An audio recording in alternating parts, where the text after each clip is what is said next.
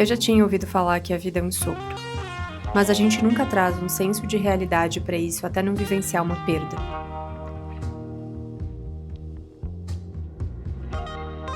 Recentemente eu perdi a minha companheira, a Meg.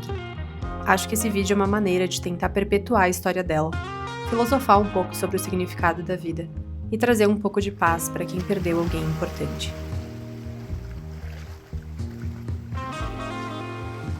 A nossa existência é engraçada.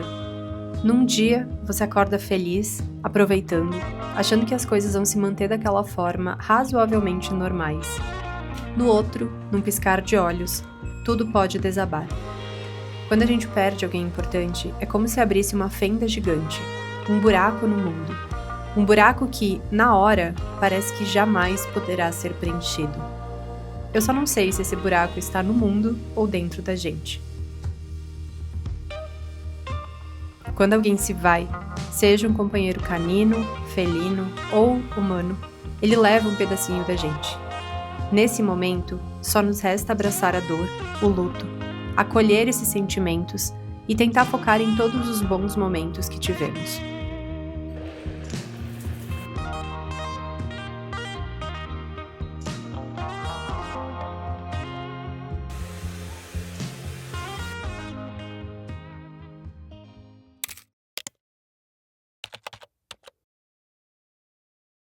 Eu morava em Fortaleza na época, eu trabalhava numa multinacional, o que teoricamente era para ser o meu emprego dos sonhos, mas estava longe disso. Eu estava num estado frenético de trabalho, trabalhando horrores. Não tinha absolutamente nada de vida social, eu não tinha nenhum significado para além do trabalho. E eu comecei a ter alguns estados um pouco depressivos, assim.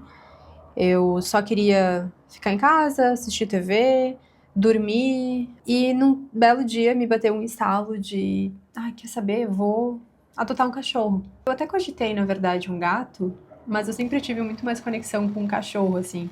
Sempre tive cachorro na infância. Só que aí depois, quando a gente sai de casa, né, vai pra faculdade, vai construir a própria vida, a gente quer ficar um pouco mais livre. Só que quanto mais livre eu ficava, mais presa eu me sentia nessa rotina frenética de casa, trabalho, trabalho, casa, casa, trabalho, trabalho, casa. E aí, nessa busca por tentar ter algum sentido para voltar para casa, algo que pudesse estar lá me esperando e algo que me motivasse a voltar e a fazer coisas diferentes que eu não estava fazendo sozinha, eu lembro que eu comecei a olhar no Instagram de algumas ONGs lá de Fortaleza. Poucos dias depois, eu lembro que passou assim no feed a Meg, uma cachorrinha porte médio, cor caramelo, de olhos cor de mel, a coisa mais fofa da vida, e que ela recém tinha sido resgatada de uma casa em que ela estava sendo maltratada, enfim, não estava tendo os devidos cuidados, e que ela estava no veterinário e precisaria de um lar temporário. E aí eu disse, gente, ótima oportunidade, vou pegar ela para ser um lar temporário, e aí eu avalio como vai ser, se vai dar tudo certo, se ela vai se acostumar comigo, se eu também vou me adaptar a ter um cachorro. Aí eu entrei em contato imediatamente com a ONG e fui buscar ela. Eu acho que no dia seguinte, assim, foi algo muito rápido. Eu não tinha absolutamente nada em casa, então ela dormiu nos cobertorzinhos que eu coloquei, assim, no chão. Adaptei potinho de plástico da cozinha para água, para comida. Comprei um pote pequeno, um saco pequeno de ração. Fui buscar ela. Aí, quando ela me viu, assim, ela era toda muito medrosinha, muito acuada. Dava pra ver que ela não confiava em ninguém. Aí eu peguei ela, né, pedi permissão pra pegar ela no colo, pra levar ela até o carro. Ela não tava machucada nem nada, mas ela tava com o pelo bem durinho, assim, dava pra ver que, né, mal cuidada. Ela tinha algumas partezinhas do cotovelo marcadas, porque eu acho que ela acabava dormindo no concreto. Ela era toda manchadinha, eu acho que também ela ficava bastante tempo no sol. E as unhas bem grandes, então dava pra ver que ela não ia passear, né? Eu lembro como se fosse hoje, assim, ela entrando em casa, toda acuada, ela viu lá um cantinho com uma cobertinha, ela ficou no cantinho dela. Na primeira noite ela não teve muita interação comigo, ela tava observando, entendendo se aquele era um ambiente seguro. E a partir do momento que ela viu que eu tava querendo cuidar dela, né, que eu tava ali, que eu era uma pessoa de confiança, ela começou a vir, começou a pedir carinho, começou a pedir colo, subiu no sofá, subiu na cama.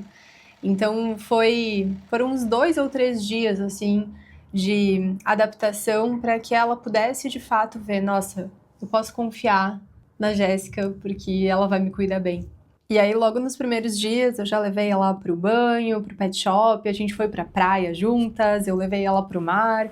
Então já foi assim um processo super delicioso de estar ali com ela, mesmo sendo um lar temporário. Levei ela para castrar, acompanhei, cuidei. E aí eu lembro que logo depois da cirurgia de castração, a ONG publicou no Instagram que ela ainda estava disponível para adoção. Naquele momento me bateu um aperto no peito, assim, de como assim ela tá disponível para adoção? Ela é minha, ninguém vai tirar ela de mim, sabe? A gente já é super companheiras, super amigas, como assim vocês vão tirar ela de mim? E aí eu entrei em contato imediatamente com a mulher da ONG, eu disse, não, o que eu tenho que fazer? Onde eu tenho que assinar para que a gente possa oficializar esse processo de adoção, né? E aí foi aí que a gente começou a viver uma história muito linda juntas. E eu vou me emocionar, porque eu sei o quanto eu vou sentir falta. A gente teve uma história muito intensa juntas, porque eu morava sozinha, então era basicamente eu e ela, eu não tinha muitos amigos lá. Eu levei ela pra praia, a gente fez viagem de carro juntas, levei ela pra pousada junto comigo, ela andou de barco comigo. Foi muito intenso, a gente fazia muita coisa juntas. De manhã cedo, ela sabia que era o horário de dar uma volta bem cedinho de manhã, às 5 da manhã, então eu levava ela. A gente andava na beira-mar. Foram momentos muito especiais e muito felizes juntas. Aí depois de um tempo eu saí, me mudei de Fortaleza, trouxe ela de avião junto comigo aqui para o sul. Na verdade, eu ia ter que morar em São Paulo, só que toda a minha rotina ia ser viajando praticamente, então eu não tinha como deixar ela lá, porque senão ela ia ter que viver mais tempo num hotelzinho do que comigo. Então, por causa disso, eu decidi deixar ela na casa dos meus pais. Foi muito difícil fazer isso, mas eu sabia que era temporário, porque eu já estava pensando em sair daquele emprego, não sabia exatamente o que eu ia fazer, como ia acontecer isso, mas eu sabia que eu não ia ficar muito tempo longe dela. E, de fato, depois de alguns meses, eu resolvi sair, e aí eu peguei ela de volta para morar comigo. E aí, os últimos 2 anos, mais ou menos, foram 2 anos, que a gente viveu muito mais grudadinho, porque eu comecei a trabalhar muito mais de casa, então a gente vivia juntas, a gente tinha uma rotina já muito pré-estabelecida. De manhã cedo eu acordava, ia pra academia, depois voltava, dava ração, levava a passear, abria a janela que ela gostava de ficar no sol, na frestinha. E eu acho que hoje, depois de 4 dias que a gente tá separada, eu vejo o quanto isso tá me fazendo falta, sabe? São esses detalhes, assim, da rotina que eu vejo que são os que mais me tocam.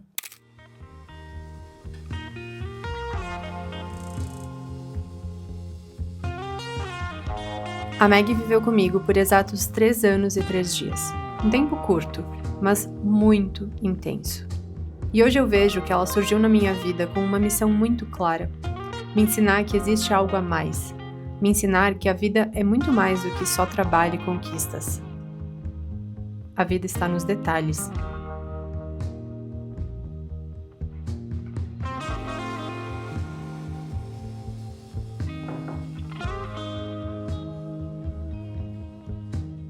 Eu lembro que uma vez o Messias, a gente recém tinha começado a ficar, ele morava no Rio Grande do Sul e eu morava em Fortaleza.